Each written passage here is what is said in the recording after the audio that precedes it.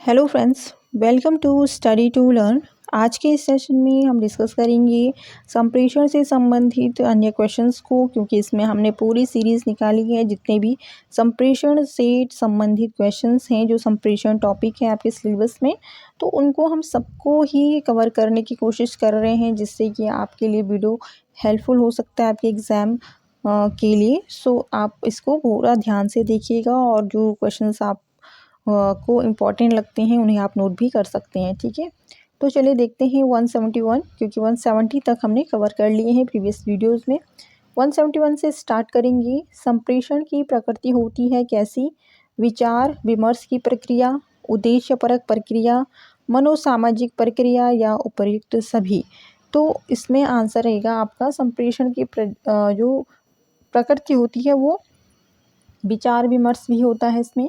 उद्देश्यपरक प्रक्रिया यानी कि कोई बात पहुंचानी है या बतानी है, यानी कि शिक्षक के द्वारा छात्रों को कोई बात समझानी है, उन्हें उनके ज्ञान तक पहुंचना है, तो वो कहाँ तक होगा, वो किससे संभव होगा? संप्रेषण से ही संभव होगा। और मनोसामाजिक प्रक्रिया, तो इस पे आंसर बनता है उपर्युक्त सभी। फिर है संप्रेषण की सरल प्रक्रिया के तत्व हैं संदेश स्रोत, संदेश माध्यम, संदेश प्राप्तकर्ता या संदेश स्रोत, एनकोडिंग डिकोडिंग, संदेश प्राप्तकर्ता। फिर है संदेश स्रोत या संदेश प्राप्तकर्ता या संदेश स्रोत या पृष्ठपोषण। ठीक है, तो सरल प्रक्रिया बतानी है आपको। सबसे इजी इसमें आंसर कौन सा रहने वाला है? तो इसमें होता है संदेश स्रोत, फिर होता है संदेश माध्यम और संदेश प्राप्तकर्ता। संदेश स्रोत का अर्थ होता है जो संदेश को पहुंचाने वाला है। ठीक है, तो इसमें संदेश स्रोत और संदेश माध्यम होना चाहिए कि जो संदेश आप पहुंचा रहे हैं वो संदेश होना चाहिए, और प्राप्तकर्ता होना चाहिए, यानी कि जो ग्राही होता है, रिसीवर होता है, वो जो रिसीव करेगा मैसेज को, तो वो संदेश प्राप्तकर्ता उसे कहा जाता है। ठीक है, तो आगे है इसमें, यदि आप किसी विदेशी व्यक्ति की भाषा से अनजान हैं तो संदेश का संप्रेषण कैसे करेंगी? बोल कर या चीख कर, सांकेतिक भाषा में, उसकी भाषा में, या कह नहीं सकते? तो आंसर क्या रहने वाला है? काफ़ी इजी है, तो आप इसमें यहाँ पे सांकेतिक भाषा का प्रयोग करेंगे। ठीक है, फिर है कक्षा में प्रभावी संचार से संबंधित कौन सा कथन असत्य है? बालक के साथ सामान्य भाषा में संप्रेषण करना चाहिए। बालकों को अपने विचार अभिव्यक्ति करने का अवसर देना चाहिए।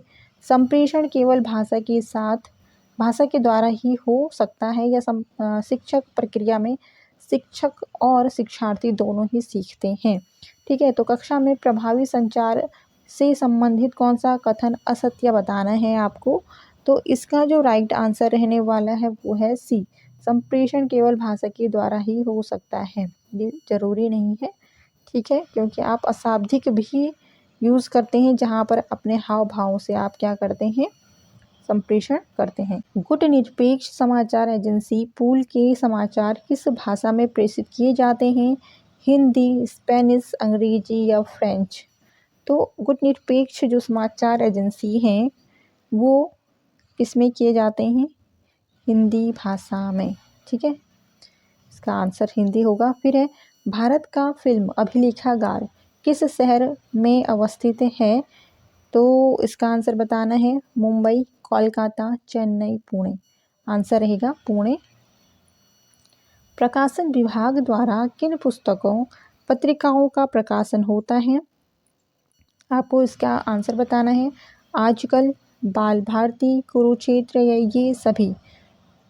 प्रकाशन विभाग द्वारा पूछा गया है, तो इसमें जो पुस्तक और पत्रिकाएं हैं वो ये सभी हैं, क्योंकि आजकल, बाल भारती और कुरुक्षेत्र ये सभी जो हैं प्रकाशित की जाती हैं प्रकाशन विभाग के द्वारा। सामाजिक विषय के शिक्षण में विषय वस्तु स्वयं में अंतिम लक्ष्य होती है। शिक्षण तकनीकी तथा उद्देश्यों में कोई संबंध नहीं होता। शिक्षण विधि शिक्षण परिस्थिति से पूर्ण मुक्त होती है, या युक्तियों एवं विषय सामग्री दोनों में पारस्परिक संबंध होता है? तो इसका जो आंसर रहने वाला है 178 का, वो क्या रहने वाला है? डी। ठीक है, युक्तियों एवं विषय सामग्री दोनों में पारस्परिक संबंध होता है। फिर है उत्तम अधिगम के लिए आवश्यक है शिक्षक व्याख्यानों तथा अधिगम परीक्षणों की प्रयुक्त शिक्षण तकनीकी छात्रों द्वारा शैक्षणिक सांस्कृतिक पक्षों के व्यावहारिक प्रशिक्षण की छात्रों को अपनी पाठ्यपुस्तक की सामग्री को दैनिक रूप में रटने की। ठीक है, तो इसमें उत्तम अधिगम के लिए क्या आवश्यक रहने वाला है, इसका आंसर रहेगा आपका सी वाला, छात्रों द्वारा शैक्षणिक सांस्कृतिक पक्षों के व्यावहारिक प्रशिक्षण की। फिर है शिक्षक के लिए आवश्यक है संप्रेषण कला, चित्रकला, उद्धरण कला या बंदूक चलाना। तो शिक्षक के लिए क्या आवश्यक होगा, संप्रेषण कला होगा आवश्यक। ठीक है, इसमें डायरेक्ट आंसर है संप्रेषण कला। फिर है भारतीय प्रेस परिषद के बारे में क्या सत्य है। यह एक अर्ध न्यायिक संस्था है। इसके अध्यक्ष जो है सुप्रीम कोर्ट के सेवानिवृत्त न्यायाधीश होते हैं। या हर तीसरे वर्ष परिषद का पुनर्गठन किया जाता है या उपरोक्त सभी। ठीक है, तो आंसर इसका रहेगा उपरोक्त सभी। ठीक है, भारतीय परिषद के बारे में क्या सत्य है, ये सभी बातें सत्य इसमें है। फिर निम्न में कौन मौखिक संचार का माध्यम नहीं है।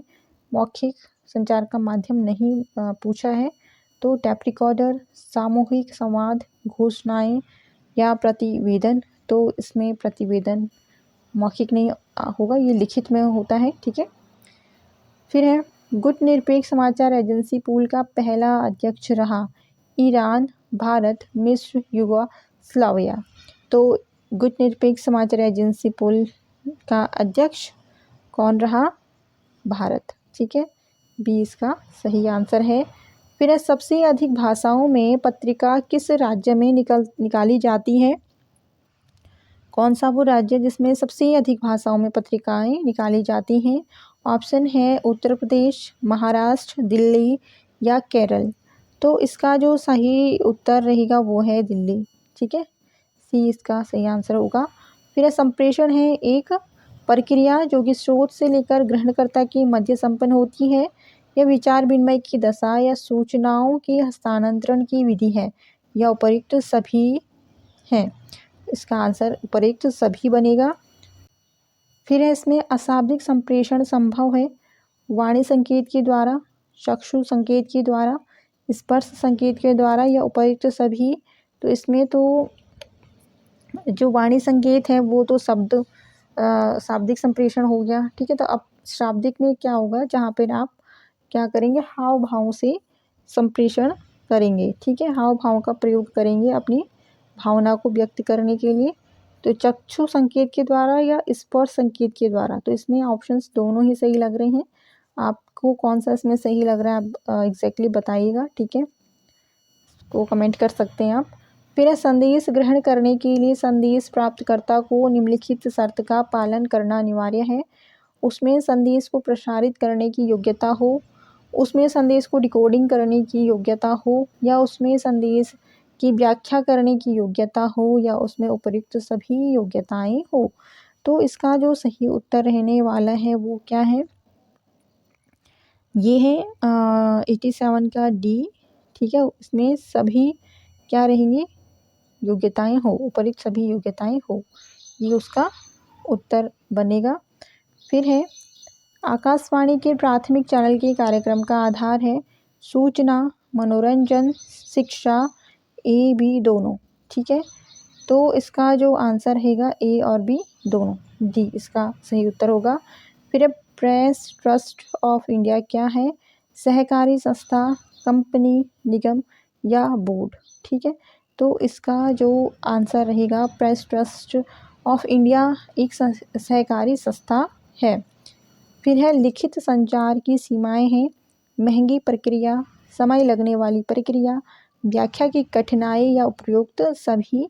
तो इसमें आंसर रहेगा उपयुक्त सभी, ये इसका सही आंसर होगा। ठीक है।